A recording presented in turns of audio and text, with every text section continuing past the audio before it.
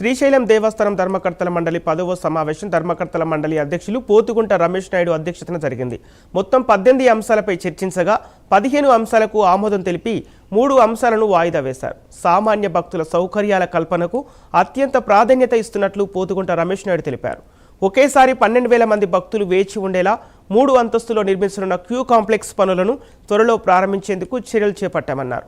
2026-27 సంవత్సరానికి సంబంధించి ఏప్రిల్ నుంచి జూలై వరకు దేవస్థానం జమా ఖర్చులను మండలి పరిశీలించింది. ఆలయ పరిధిలో మౌలిక వసతులు, టాయిలెట్ల మరమ్మతులు, శివసేవకుల వసతి సదుపాయాలతో పాటు అమ్మవారి ఆలయంలో శాశ్వత వస్త్రముల స్వీకరణ కేంద్రం ఏర్పాటుకు కీలక నిర్ణయాలు తీసుకుంది. దేవస్థానం కార్యనిర్వహణ అధికారి శ్రీనివాసరావు, ఇక ధర్మకర్తల మండలి సభ్యులు, ప్రత్యేక ఆహ్వానితులు సమావేశంలో పాల్గొన్నారు. శివాయ శ్రీ మాత్రే నమః. శ్రీశైల దేవస్థానం నందు 10వ ధర్మకర్తల మండలి సమావేశం నేడు నిర్వహించుకోవడం జరిగింది.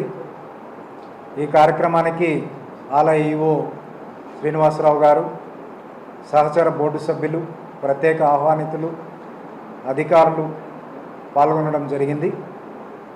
ముఖ్యంగా ఈ సమావేశంలో మొత్తం 18 అంశాలు చర్చించబడ్డాయి.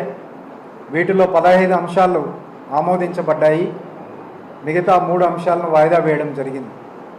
ఈ క్షేత్రాన్ని దర్శించే సామాన్య భక్తుల సౌకర్యాల కల్పనకే మొదటి ప్రాధాన్యత ఇవ్వడం జరుగుతుంది.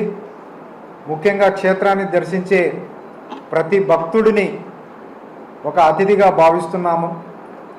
అందుకు అనుగుణంగా ఆయా సౌకర్యాల కల్పనకు ఈ ధర్మకర్తల మండలి ఎప్పటికప్పుడు చర్యలు తీసుకోబడుతున్నాయి. మొదటిగా ఇవి బులెటిన్ విశేషాలు. అప్డేట్స్ కోసం చూస్తూనే ఉండండి ప్రైమ్ 9.